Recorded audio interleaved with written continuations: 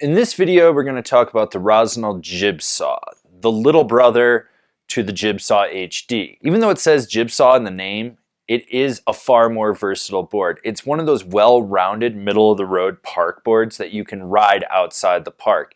It grips where you need it to, it's playful in the tips, and it still has that snap of traditional camber underfoot. This board features Rossignol's AmpTech Elite camber profile, which is 60% camber into a 20% rocker in the tip and 20% rocker in the tail. Basically, it's cam rocker. So you load it up like traditional camber, but it's going to engage that rocker, making it a little more loose out at the contact points, a bit easier to press with. It's going to be better in powder. The big thing to note about the Jibsaw, not the Jibsaw HD, just the regular Jibsaw, is that it starts out stiffer right outside the wrapper. After 10 days, it breaks into a middle-of-the-road park flex. So for the first couple days, you're going to think this thing's a little stiff, and then it's just going to break in from there, which is typical of any snowboard, but this one, it's very drastic. What you do get overall with the flex pattern is more play out in the tips, stiffer underfoot with a decent amount of torsional flex to it. Overall, this board is stable. You will notice a little bit of chatter out in the tip and the tail at high speeds on groomers. It'll flap a little due to the rocker. That doesn't resonate back underfoot and cause leg fatigue though. You do have to load this board up, and when you do, it will engage that rocker zone, which creates a flex point of snap. What I mean by that is it'll elevate the rocker a little bit more, and when you roll back, you're going to get more leverage and be able to spring right off the tail. This board does have solid pop. Now, it's not the snappiest board out there, but it's very solid. It's one of those ones where you get on it and you just feel like you've been riding this board 100 days. You know what it's going to do. When it comes to jumps, small, medium, and large, it's got you covered. The bigger the jump, the squirrelier it does get on the landing, but there's enough pop in this board and stability underfoot. If you're a competent rider, you don't have to worry about it. It does well in the mini pipe. It does well in the quarter pipes. It just understands how to ride a transition and pop off of it. So you look at the tip shape on this board and you know it's got rocker and it's softer flexing. Those are the three ingredients for a sweet spot for buttering the fuck out of this thing. You can get your weight way out over the tip, really press into it, and swivel and sizzle.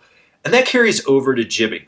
This board doesn't suck at jibbing, and I mean its name is Jibsaw, but it's a well-rounded board. It's not just a straight jib stick. You've got this sweet spot in the tip and the tail that lock into presses with camber that will ever so slightly fight you, so you get that snap and response out of it. This is a board for someone that understands how to jib. You're going to be able to pop out of it. With that traditional camber underfoot, it locks into rails when you're going sideways. It just hugs them perfectly. The flex is playful yet responsive enough to get done what you want. You can pop out of any feature. You can bonk, tail tap, slap, do whatever on this board. You can just get wily. This board excels at sharp, tight, quick turns, but it's not a slouch when you want to go out and really aggressively carve it. With those softer tips, you can drive the camber zone into this board to really get it to arc the carve and then slingshot out of the turn. It is more playful, so it's a little bit surfy out of the tips, so you just have to be aware that you can overpower them and cause them to wash out from time to time. This didn't really happen too much with me, but I've seen other people that ride this board that are pros have it happen.